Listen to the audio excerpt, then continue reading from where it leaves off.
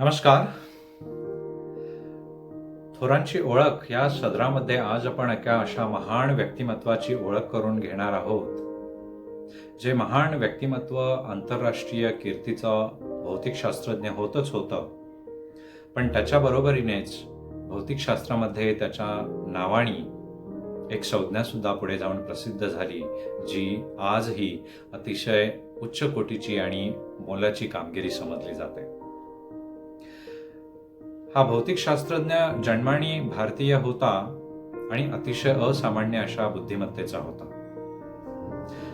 आंतरराष्ट्रीय कीर्तीची किंवा आंतरराष्ट्रीय दर्जाची जी सगळी पारितोषिकं आहेत, सर्वोच्च पारितोषिकं आहेत, ही त्याने मिळवली होतीच होती, पण एक भौतिकशास्त्रज्ञ म्हणून त्यांचं वजन 20व्या शतकामध्ये भौतिकशास्त्रामध्ये अतिशय मोठं होतं असं म्हणता येईल. हा भौतिकशास्त्रज्ञ एका दुसऱ्या महान अशा भौतिकशास्त्रज्ञाचा पुतण्या होता आणि अतिशय तरुण वयात त्यांनी जे संशोधन केलं, पण त्या संशोधनासाठी पुढे सर्वोच्च पारितोषिक मिळवण्यासाठी त्याला 50 वर्षे जावी लागली. अतिशय उच्च कोटीची बुद्धिमत्ता, संयम या सगळ्यांचं त्यांनी धीरोदात्तपणे दर्शन घडवत अतिशय महान कामगिरी त्यांनी भौतिकशास्त्रामध्ये केली. अशा महान शास्त्रज्ञाची आज आपण ओळख करून घेणार आहोत. आणि हे महान शास्त्रज्ञ म्हणजेच सुब्रमण्यम चंद्रशेखर. सुब्रमण्यम चंद्रशेखर हे सर C.V. रमण ह्या दुसऱ्या एका महान शास्त्रज्ञाचे पुतणे होते. सुब्रमण्यम चंद्रशेखर यांचा जन्म ब्रिटिशकालीन लाहोरमध्ये झाला होता. त्यांचे वडील तिथे सरकारी नोकरी करत होते. लहानपणापासूनच अतिशय हुशार असलेल्या सुब्रमण्यम चंद्रशेखर यांनी पुढे जाऊन मद्रास विद्यापीठामधून BSc ही पदवी प्राप्त केली आणि पुढे ते इंग्लंडमधल्या केम्ब्रिज विद्यापीठामध्ये शिकायला गेले. केम्ब्रिज विद्यापीठामध्ये त्यांनी MA ची पदवी प्राप्त करून घेतली आणि पुढे त्यांनी संशोधन करायला सुरुवात केली आणि तिथेच त्यांनी PhD सुद्धा प्राप्त करून घेतली. PhD केल्यानंतर ते पुढे अमेरिकेमध्ये स्थायिक झाले. नील्स बोहर या असामान्य भौतिकशास्त्रज्ञाबरोबर काम करण्याची त्यांना संधी सुद्धा मिळाली होती. पण सुब्रमण्यम चंद्रशेखर जेव्हा केम्ब्रिज विद्यापीठामध्ये गेले, तेव्हा त्यांनी जेव्हा संशोधनाचा विषय निवडला होता आणि अतिशय तरुण वयातच त्यांच्या असामान्य बुद्धिमत्तेने त्यांनी जो सिद्धांत मांडला होता, तो सिद्धांतच अतिशय मोठं प्रस्थ असलेल्या एका शास्त्रज्ञाने खोडून काढला होता आणि त्यांचं हास्य सुद्धा करवलं होतं. वर्तमानपत्रामध्ये त्यांच्या सिद्धांताला खोडून काढून चंद्रशेखर सुब्रमण्यम यांचा सिद्धांत किती हास्यास्पद आहे किंवा बालिश आहे असं सुद्धा त्या शास्त्रज्ञांनी पब्लिश केलं होतं किंवा प्रकाशित केलं होतं आपलं मत तेव्हाच्या वर्तमानपत्रामध्ये. तो शास्त्रज्ञ म्हणजे sir Arthur Eddington. Sir Arthur Eddington हा केम्ब्रिज विद्यापीठामध्ये खगोलशास्त्राचं जे संशोधन आहे तिथला मुख्य होता. खगोलशास्त्रज्ञ म्हणून तो आंतरराष्ट्रीय ख्याती प्राप्त केलेला शास्त्रज्ञ होता.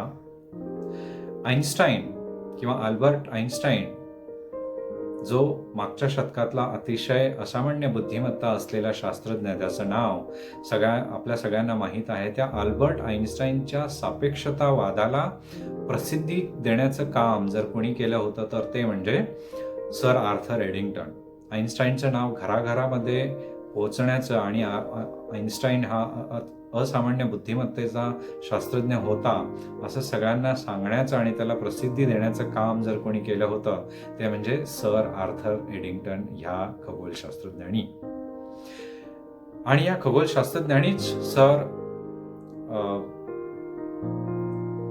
आयझॅक न्यूटन यांचा जो गुरुत्वाकर्षणाचा सिद्धांत होता त्याच्यामध्ये सुधारणा करण्याची गरज होती आणि अल्बर्ट आईन्स्टाईनचा जो सापेक्षतावाद आहे तो सर आयझॅक न्यूटन यांच्या गुरुत्वाकर्षणाच्या सिद्धांतापेक्षा किती प्रगल्भ आहे याला सुद्धा त्यांनी प्रसिद्धी दिली होती.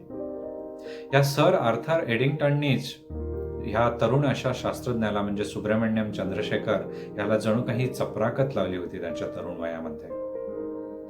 सुब्रमण्यम चंद्रशेखर यांनी PhD साठी जो प्रबंध निवडला होता किंवा जो विषय निवडला होता तो म्हणजे पुंजवाद म्हणजे क्वांटम मेकॅनिक्स आणि जनरल रिलेटिव्हिटी म्हणजे आईन्स्टाईनच्या सापेक्षतावाद ह्या दोन्हींचं मिश्रण करून अतिशय सखोल असा अभ्यास करून त्यांनी एक सिद्धांत मांडला होता.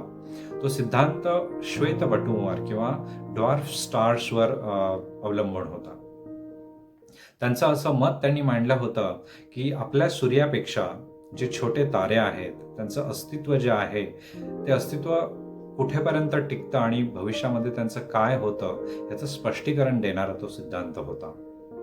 आपल्या सूर्यापेक्षा जे छोटे तारे असतात ज्यांना भौतिकशास्त्रामध्ये श्वेतपटू किंवा डॉर्फ स्टार्स असं म्हटलं जातं, हे जे डॉर्फ स्टार्स आहेत किंवा श्वेतपटू आहेत ते हळूहळू प्रसरण पावतात आणि आपल्या सूर्याच्या 1.44 पट एवढं जेव्हा त्यांचं वस्तुमान होतं तेव्हा गुरुत्वाकर्षणाचा प्रभाव त्यांच्यावर न राहिल्यामुळे ते कोसळतात किंवा ते आकुंचन पावत जातात आणि ते आकुंचन पावल्यानंतर त्यांचं रूपांतर कृष्ण विवरामध्ये किंवा ज्याला आपण ब्लॅक होल्स असं म्हणतो त्या ब्लॅक होल्समध्ये त्यांचं रूपांतर होतं.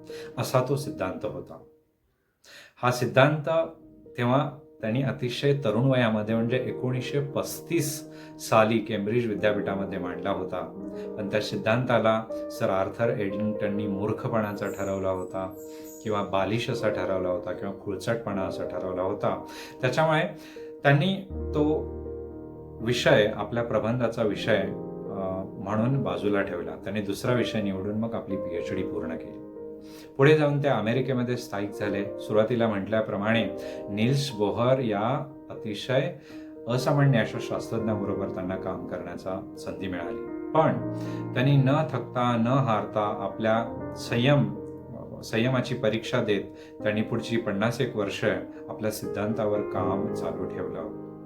पुढे जाऊन विज्ञानामध्ये, तंत्रज्ञानामध्ये आणि संगणकामध्ये अतिशय क्रांती झाल्यामुळे आणि गणितातल्या मोठ्या मोठ्या समस्या ज्या आहेत त्या संगणकाच्या मार्फत सोडवता येऊ लागल्यामुळे हळूहळू स्पष्ट होत गेलं की चंद्रशेखर यांनी 1935 साली जो मांडलेला सिद्धांत होता तो सिद्धांतच खरा आहे आणि सर आर्थर एडिंग्टन यांनी त्या सिद्धांताची जी खिल्ली उडवली होती तीच चुकीची होती आणि तो सिद्धांत पुढे खरा ठरला. श्वेतपटू हे आपल्या सूर्याच्या 1.44 एवढं मर्यादापर्यंत प्रसरण पावल्यानंतर ते आकुंचन पावतात आणि कृष्णविवरामध्ये त्यांचं रूपांतर होतं. हे जी मर्यादा आहे त्या मर्यादाला पुढे चंद्रशेखर लिमिट असं नाव दिलं गेलं आणि ते आजही भौतिकशास्त्रामध्ये प्रसिद्ध आहे आणि ती असामान्य अशी मोलाची कामगिरी मांडली जाते. त्या चंद्रशेखर लिमिटसाठीच 1983 साली सुब्रमण्यम चंद्रशेखर यांना नोबेल पारितोषिकाने भौतिकशास्त्रातल्या नोबेल पारितोषिकांनी गौरविलं गेलं आणि त्या आंतरराष्ट्रीय मान्यताप्राप्त असे शास्त्रज्ञ झाले. ते फेलो ऑफ रॉयल सोसायटी सुद्धा होते. अतिशय असामान्य असं बुद्धिमत्ता असलेले एक दुसरं व्यक्तिमत्व होतं म्हणजे रामानुजन. रामानुजम हा गणितज्ञ होता हे आपल्या सगळ्यांना माहिती आहे. रामानुजम नंतर फेलो ऑफ रॉयल सोसायटी झालेले दुसरे भारतीय म्हणजेच हे सुब्रमण्यम चंद्रशेखर होते. या सुब्रमण्यम चंद्रशेखर यांना भौतिकशास्त्रातली जी तेव्हाची जगन्मान्य पारितोषिक होती, आंतरराष्ट्रीय कीर्तीची जी पारितोषिकं होती ती त्यांना त्यांच्या कर्तृत्वामुळे मिळाली. बरीचशी समीकरणं जी आहेत भौतिकशास्त्रामध्ये किंवा भौतिकशास्त्रीय किंवा फिजिक्समधली जी इक्वेशन्स आहे ज्यांना आपण समीकरणं म्हणतो ही त्यांच्या नावावर खूप प्रसिद्ध आहे. ह्या असामान्य अशा शास्त्रज्ञाचं दुसरं एक महत्वाचं कार्य म्हणजे सर आयझॅक न्यूटन जे गुरुत्वाकर्षणासाठी अतिशय प्रसिद्ध असलेले व्यक्तिमत्व होतं, गुरुत्वाकर्षणाच्या सिद्धांतासाठी प्रसिद्ध असलेलं जे व्यक्तिमत्व होतं त्या सर आयझॅक न्यूटन यांचा लॅटिनमधला जगन्मान्य आणि जगप्रसिद्ध असा एक ग्रंथ आहे जो भौतिकशास्त्रामधला किंवा आधुनिक विज्ञानामधला सगळ्यात महत्वाचा आणि सगळ्यात महत्वाचं संशोधन असलेला ग्रंथ मानला जातो. तो ग्रंथ म्हणजे प्रिन्सिपिया मॅथमॅटिका किंवा इंग्रजीमध्ये ज्याला प्रिन्सिपिया मॅथमॅटिका असं म्हटलं जातं. त्या प्रिन्सिपिया मॅथमॅटिका ह्या ग्रंथाचं साध्या इंग्रजीमध्ये आधुनिक भाषेमध्ये रूपांतरण करण्याचं मोलाची कामगिरी जी आहे ही सुब्रमण्यम चंद्रशेखर यांनी पार पाडली होती. अतिशय लाघवीपणे आणि अतिशय प्रांजळपणे त्यांनी तेव्हा सुद्धा कबूल केलं होतं की आयझॅक न्यूटन यांचा जो प्रिन्सिपिया मॅथमॅटिका ग्रंथ हा इतका अवघड आहे आणि इतकं असामान्य कर्तृत्व आहे मनुष्य जातीने केलेलं की त्याचं स्पष्टीकरण साध्या इंग्रजीमध्ये करताना सुद्धा माझ्या नाकी नऊ आले होते किंवा मला दमछाक सहन करावी लागली होती, असं त्यांनी प्रामाणिकपणे कबूल केलं होतं. गणितामध्ये त्यांचा अतिशय महान असा अभ्यास सुद्धा होता हे सांगायला नकोच, कारण त्यांनी प्रिन्सिपिया या मॅथमॅटिका सारख्या ग्रंथाला हात घालून त्याचं स्पष्टीकरण साध्या इंग्रजीमध्ये त्यांनी केलेलं आहे. अशा महान शास्त्रज्ञांनी पुढे जाऊन अमेरिकेचं नागरिकत्व सुद्धा पत्करलं आणि खूप प्रसिद्ध व्यक्तिमत्व म्हणून ते तिथेच राहिले आणि तिथेच त्यांचा मृत्यू सुद्धा झाला. तरुणांसाठी, विशेषतः भारतीय तरुणांसाठी ते एक आदर्श आहेत. याचं कारण की 1935 साली वयाच्या अतिशय 22-23व्या वर्षी असताना सुद्धा त्यांनी जो म्हणजे 25च्या आतच जो सिद्धांत मांडला होता, जो हास्यास्पद ठरवला गेला होता, खिल्ली उडवली गेली होती, त्या विषयावर त्यांनी सतत पुढची 50 वर्षे परिश्रम घेतला आणि तो पुढे जाऊन खरा करून दाखवला आणि त्याच्यासाठी विश्वप्रसिद्ध असं नोबेल प्राइज सुद्धा 1983 साली मिळवलं. हा त्यांचा जो संयम आहे, त्यांची बुद्धिमत्ता आहे, ही दाद देण्यासारखी आहे. आणि त्याच्याकडून सगळ्या तरुणांना सुद्धा जे संशोधन करू इच्छित आहेत भौतिकी विज्ञानामध्ये किंवा ज्याला आपण मूलभूत विज्ञान, फंडामेंटल सायन्स ज्याला म्हणतो, त्यांच्यासाठी ते आदर्शवत आहेत. किती संयम आपण दाखवला पाहिजे, आपण किती बुद्धिमान जरी असलो तरी हे त्यांच्याकडून शिकण्यासारखं आहे हे सांगायला नकोच. आजच्यासाठी इतकंच. नमस्कार.